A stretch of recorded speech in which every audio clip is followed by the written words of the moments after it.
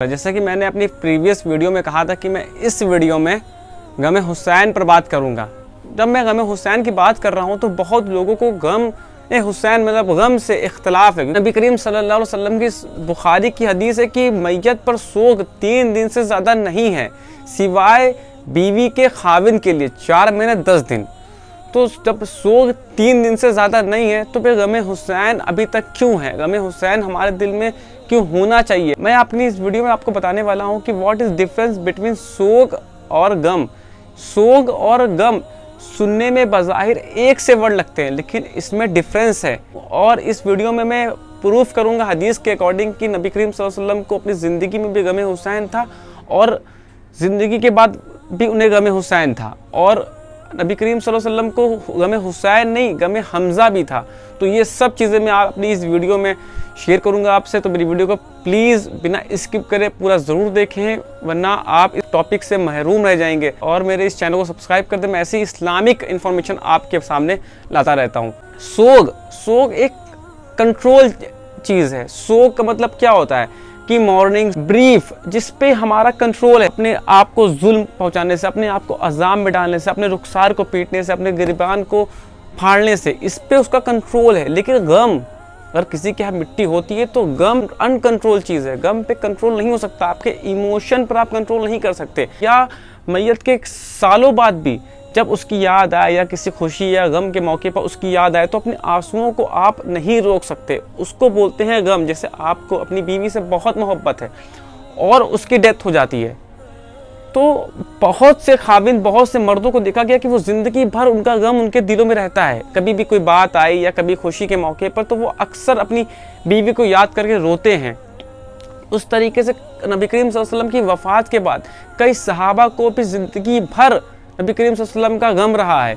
और इस वजह से एक बहुत फेमस हमारे जो हज़रत बिलाल रज़ी अल्लाह ताला अन्हु हैं, उनके बारे में बताया जाता है, उनके बारे में आपने सुना होगा कि उन्होंने तो मदीना छोड़ दिया था और उनसे तो अजान नहीं कही जा रही थी। जब वो मोहम्मद जो कलमा है वो उनसे, उनके मुंह से नहीं निकल रहा था, तो क्यों? नबी करीम सल्लल्लाहु अलैहि वसल्लम का गम था बिलाल रज़ी अल्लाह अन्हु के दिल में, तभी तो उन्होंने मदीना छोड़ा, तो वो गम उनको ज़िंदगी भर रहा। और आप सुनते हैं कि नबी करीम सल्लल्लाहु अलैहि वसल्लम को सबसे फेवरेट चाहती जो उनकी बीवी थी हज़रत खदीजा थी। आयशा रज़ी अल्लाह अन्हा रिवायत करती कि मुझे किसी से रश्क नहीं था हुजूर की बीवी में सिवाय खदीजा के, जबकि उन्होंने हज़रत खदीजा को देखा भी नहीं था, क्योंकि वो जब कभी भी कोई बकरा ज़बा करते तो उनकी फ्रेंड्स को पहुंचाते, उनकी मोहब्बत में, तो उनका गम नबी करीम सल्लल्लाहु अलैहि वसल्लम को हमेशा रहा है। उस तरीके से आपने देखा कि उस्मान रज़ी अल्लाह तआला अन्हु जो हमारे तीसरे खलीफा हैं, तो जब उनकी जो पहली बीवी जो हमारे हुजूर की बेटी हैं हज़रत रुकैया, तो जब वो फौत हुई, के फौत होने के बाद उस्मान रज़ी अल्लाह तआला अन्हु बहुत गमगीन रहने लगे और एक दिल में ये भी था कि उनका हुजूर से रिश्ता टूट गया और वो अपनी बीवी को भी बहुत चाहते थे। ये देखते हुए नबी करीम सल्लल्लाहु अलैहि वसल्लम ने अपनी दूसरी बेटी हज़रत कुलसूम का निकाह भी हज़रत उस्मान से करा दिया। हज़रत उस्मान को अगर रुकैया का गम था ना, तो गम पर आपका कंट्रोल नहीं है, वो आपका ज़िंदगी भर रह सकता है। उस तरीके से मैं बात करता हूँ कि गम हुसैन अगर किसी के दिल में है तो कोई ये इस्लाम के ख़िलाफ़ कोई एक्टिविटी नहीं है, ये तो इस्लाम का हिस्सा है। नबी करीम सल्लल्लाहु अलैहि वसल्लम की सही हदीस भी, या गम नबी करीम सल्लल्लाहु अलैहि वसल्लम को भी अपने सहाबा, अपने चचा का था। आपने बहुत फेमस हदीस सुनी होगी 4072 बुखारी की, इसमें वाशी का जिक्र किया गया। वाशी जो कातिल हमजा था, तो जब फतेह मक्का हुआ तो वाशी तैफ को भाग गया, तो जब तैफ में इस्लाम आया तो वो बड़ा परेशान हो गया। तो वहाँ के लोगों ने उसे मशवरा दिया कि तुम जाओ मक्का और इस्लाम कबूल कर लो, क्योंकि जो अनबिया होते हैं वो अपने सहाबा पे जुल्म नहीं करते हैं। तो ये सुनकर वाशी मक्का आ गया और उसने इस्लाम कबूल कर लिया। तो जब हुजूर के सामने वो आया, नबी सल्लल्लाहु अलैहि वसल्लम ने उससे पूछा कि तुम वाशी हो? कहा जी हाँ रसूलुल्लाह। का कातिल हमजा? जी हाँ रसूलुल्लाह। तो नबी करीम सल्लल्लाहु अलैहि वसल्लम ने उससे फरमाया कि क्या तुम ऐसा कर सकते हो कि मुझे अपनी शक्ल ना दिखाओ? तो उसके बाद से वाशी कभी हुजूर के सामने ना आया, जबकि हज़रत हमजा को शहीद हुए कई साल हो गए थे, लेकिन हुजूर को गम हमजा था, तभी तो उन्होंने एक सहाबी को अपने सामने आने से इनकार कर दिया। जबकि नबी करीम सल्लल्लाहु अलैहि वसल्लम तो रहमतुल लिल आलमीन है, नबी करीम सल्लल्लाहु अलैहि वसल्लम को गम था, इसलिए उन्होंने एक सहाबी को देखने से इनकार कर दिया सिर्फ गम हमजा की वजह से। तो इससे क्या होता है कि हमें भी ज़िंदगी भर गम हुसैन रह सकता, हमारे दिल में हो सकता होगा, इसमें कोई इस्लाम के ख़िलाफ़ कोई चीज़ नहीं है। अब मैं आपको ये बताता हूँ कि नबी करीम सल्लल्लाहु अलैहि वसल्लम को कैसे अपनी ज़िंदगी में और वफ़ात के बाद गम हुसैन था। मुस्नद अहमद की हदीस है कि हज़रत अली रज़ियल्लाहु अन्हु एक दफ़ा हुज़ूर सल्लल्लाहु अलैहि वसल्लम की खिदमत में पेश हुए तो उन्होंने देखा कि हुसैन उनकी गोद में है और उनके मुबारक आंखों से आंसू निकल रहे हैं। तो हज़रत अली ने पूछा, या रसूलल्लाह, मेरे माँ बाप आप पर कुर्बान, आपकी ये हालत किसने की, आपको किसने गुस्सा दिलाया? नबी करीम सल्लल्लाहु अलैहि वसल्लम ने फरमाया कि अभी अभी जिब्रील यहाँ से गए, उन्होंने मुझे खबर दी है कि हुसैन को फरात के किनारे शहीद कर दिया जाएगा। उसके बाद मेरी ख्वाहिश के मुताबिक जिब्रील ने मुझे करबला की सुर्ख मिट्टी भी दिखाई, उसके बाद से मैं अपने आंसुओं को नहीं रोक पा रहा हूँ। तो देखे ना कि नबी करीम सल्लल्लाहु अलैहि वसल्लम को जब खबर मिली तो उनके आंसू निकले, उन्हें गम हुआ, और ये गम सिर्फ उनकी ज़िंदगी में नहीं, उनकी वफ़ात के बाद भी है। अब्दुल्ला बिन अब्बास रज़ियल्लाहु अन्हु से रिवायत है कि एक दफ़ा नबी करीम सल्लल्लाहु अलैहि वसल्लम उनके ख्वाब में आए और दिन का वक्त था और नबी करीम सल्लल्लाहु अलैहि वसल्लम की जो कंडीशन थी वो गैर मामूली थी। उनके बाल बिखरे हुए थे और उनके बॉडी पे मिट्टी लगी हुई थी और उनके हाथ में एक शीशी थी।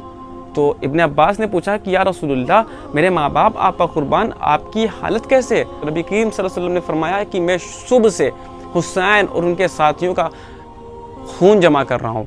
फिर जैसे ही मेरी आँख खुली मैंने वो डेट नोट की और कुछ अरसे के बाद पता चला कि 10 मुहर्रम 61 हिजरी को हुसैन उनके साथियों को शहीद कर दिया गया है। और इस पर तक़वतुल ईमान जो इस्माइल दहलवी ने ये बुक लिखी हुई है, जो इस्माइल दहलवी हैं इनकी बड़ी इज्जत करते हैं देवबंदी और अहले हदीस। इन्होंने लिखा कि इस हदीस के अकॉर्डिंग ये पता लगता है कि नबी करीम सल्लल्लाहु अलैहि वसल्लम अल्लाह की जन्नतों में भी गमज़दा हैं हुसैन की शहादत पर।